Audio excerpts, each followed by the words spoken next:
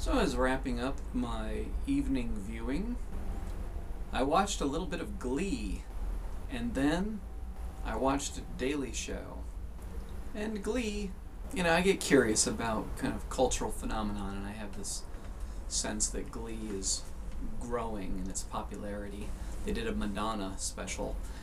And after Daily Show, I was going to get out of the hot tub where my little ritual in the evening is to watch a show or two. And a song that came on made me think about news events. There was some synchronicity that made me think about I should check to see if there's any news events going on that would, be something I might want to do a commentary on for a video. So I went to channel 56, which is CNN, and there was Sarah Silverman on Larry King, and it was probably caught the last 40 minutes or so.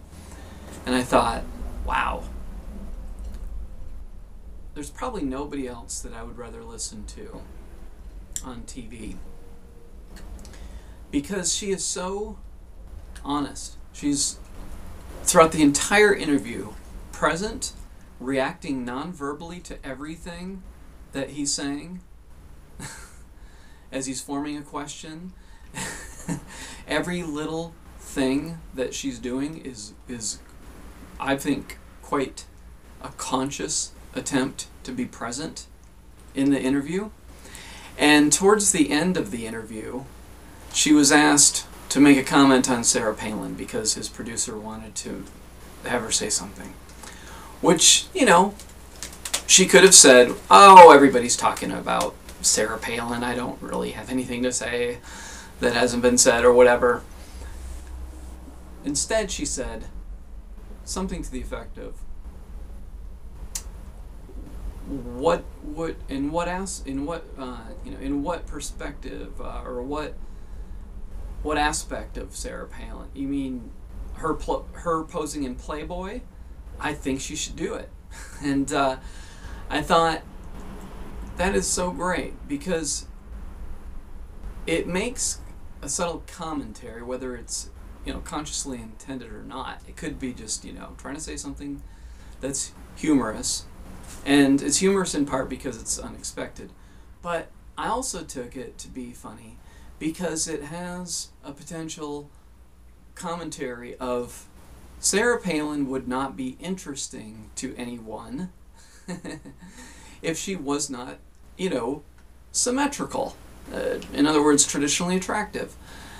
So I felt that Sarah Silverman, after being very honest throughout this interview about her experience, she was promoting her new book, which is called Bedwetter, A Story of Courage, Redemption, and Pee, which is an awesome title.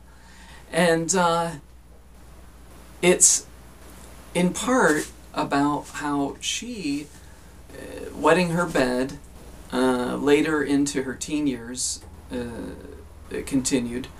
That affected her tremendously. Going to sleepovers and peeing in her sleeping bag, that kind of thing, and the humiliation of it. And just the incredible amount of psychological effect that had on her.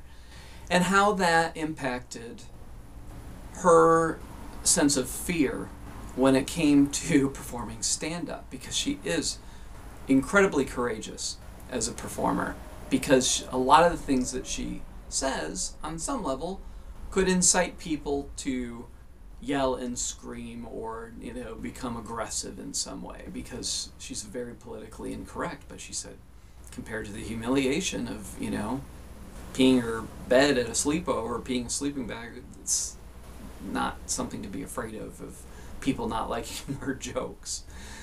So she has developed into an incredibly honest and effectively button-pushing comedian.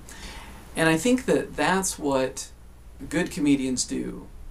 It's not the only way to be funny, but I think it's an incredibly important way to be funny.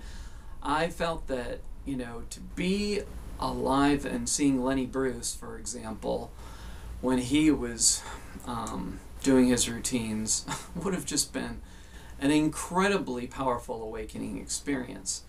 And if you've watched any of my other videos about honesty, you know that that is the most important thing to me in terms of a spiritual value.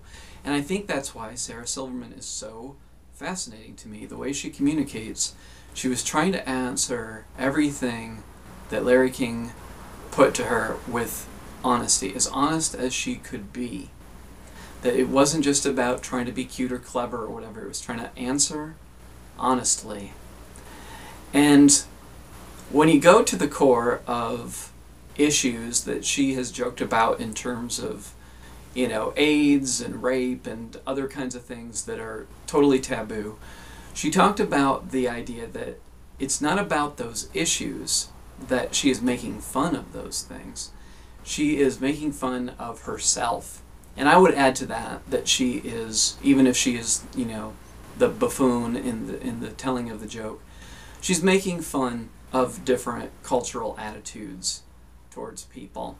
And she said also that in this interview that she does not find jokes about fat women funny. She finds those more just mean-spirited.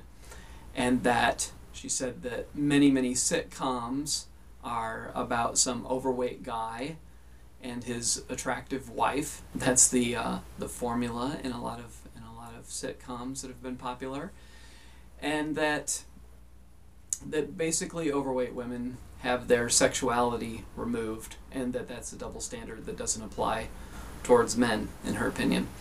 And I thought that was great.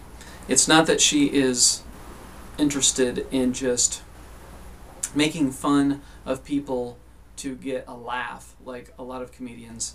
I think she is interested in pressing the buttons that trigger ego, and we laugh because a lot of times we have the same politically incorrect thoughts or whatever, but we don't express them. And so the laughter is a release when we see someone expressing these kinds of opinions and thoughts through their comedy, as she does. And I don't even know if she knows. She might know how good she is and what potential she has, but I think she is going to continue to be incredibly impactful and powerful as a comedian. I think she's the funniest person right now doing comedy. And Larry King said that he knew Lenny Bruce and that Lenny Bruce would have loved her if he had a chance to see her work. And I think that's very true. I think that things became very politically correct after 9/11. There was a real shrinking of expression. And I think that truth is powerful in all of its varied forms. And thank goodness that Sarah Silverman is doing what she's doing, because I think that it serves a very strong purpose to get people to look at what is labeled politically incorrect to talk about and to joke about. And on top of that, she's incredibly quick-witted and clever. That came through in an interview format, that she could respond with the abilities that only somebody that has a very bright, sharp wit can do. So kudos to you, Sarah Silverman.